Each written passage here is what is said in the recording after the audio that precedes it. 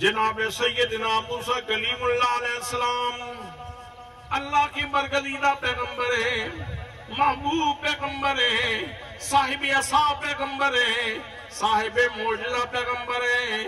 اللہ کریم نے آپ کو بے شمار معجزات عطا فرمائے، بڑے لاڈلے نبی ہیں، کوہ طور میں جاتے ہیں، اللہ کریم سے جا کے کلام فرماتے ہیں۔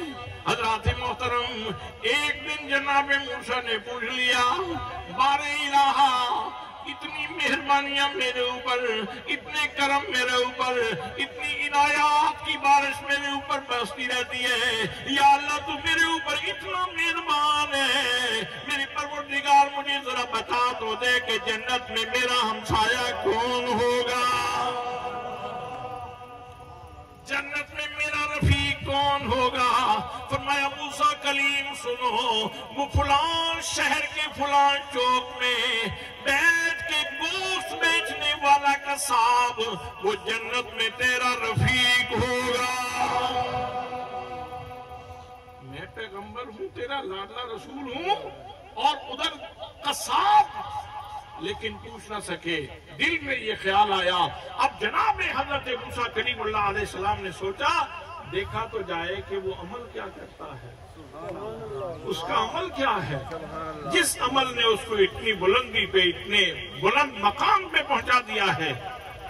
جناب موسیٰ کلیم اللہ علیہ السلام اس کی دکان کے اوپر گئے، دیکھا اس نے جانور ذبح کیا، اور اس نے اچھا سا گوشت کا لوتھڑا، گوشت کا ٹکڑا کاٹا، کاٹ کی تھیلی میں ڈالا اور اس کو الگ رکھ دیا۔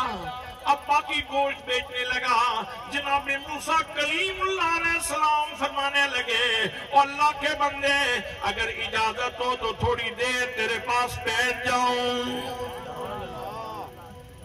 اس نے کہا جی دیکھا جب میں نے آپ کو تھا نا، دل میرا بھی کر رہا تھا یہ اتنا خوبصورت بندہ ہے، تھوڑی دیر بیٹھ ہی جائے میرے پاس، اتنے خوبرو ہو، اتنے صاحب جمال ہو تو بیٹھ جاؤ میرے پاس، جتنی مرضی، جتنا دیر مرضی ہے بیٹھنا جاؤ بیٹھو۔ قصاب نے گوشت بیچنا شروع کر دیا۔ گوشت بیچ کے جب فارغ ہوا تو ادھر شام کا وقت قریب ہے، گھر جانے لگا۔ جناب موسیٰ کلیم اللہ علیہ السلام فرمانے لگے، او اللہ کے بندے اگر سوال سنو، میری ایک آرزو مان لو، اگر مجھے مہمان بنا لو تو میں تمہارے ساتھ آ جاؤں۔ اس نے کہا جی آپ جیسا مہمان تو لوگ ڈھونڈتے ہیں، اس سے بڑی عنایت اور کیا ہے کہ آپ میرے گھر میں تشریف لائیں۔ چہرے سے تو بہت بڑی عالی شخصیت لگتے ہو، تو بڑی اچھی بات ہے، تشریف لائیں۔ جناب موسیٰ کلیم اللہ علیہ السلام اس کے ساتھ اس کے گھر پہنچے۔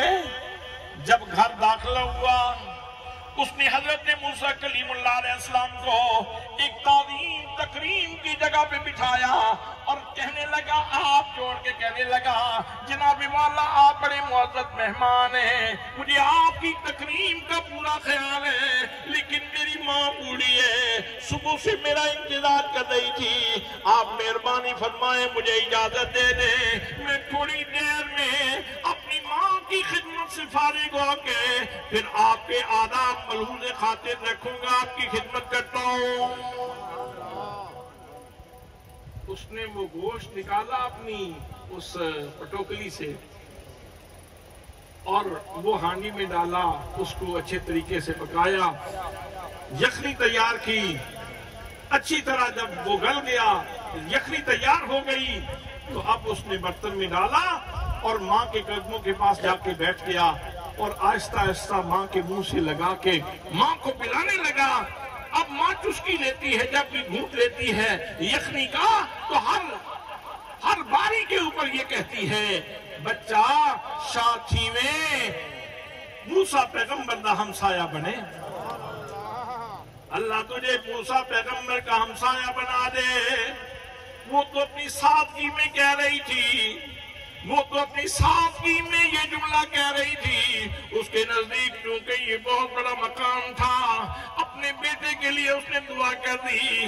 جناب موسیٰ کلیم اللہ علیہ السلام نے جب ماں کی دعاؤں کو سنا، اب بول کے کہنے لگے، او اللہ کے بندے ہیں، سکون سے اپنی ماں کی خدمت کر لیں۔ اگر اجازت دے تو میں چلا جاتا ہوں، میرا مسئلہ حل ہو چکا ہے۔ میں اسی بات کی تلاش میں آیا تھا، یہ جاننا چاہتا تھا کہ تو اتنا خوش نصیب کہ موسیٰ پیغمبر کا ہمسایہ بن جائے۔ آج میرے اوپر راز کھل گیا، یہ اتنا واضح ہو گیا کہ ماں کے منہ سے نکلے ہوئے لفظوں نے تیری قسمت بنا دی ہے۔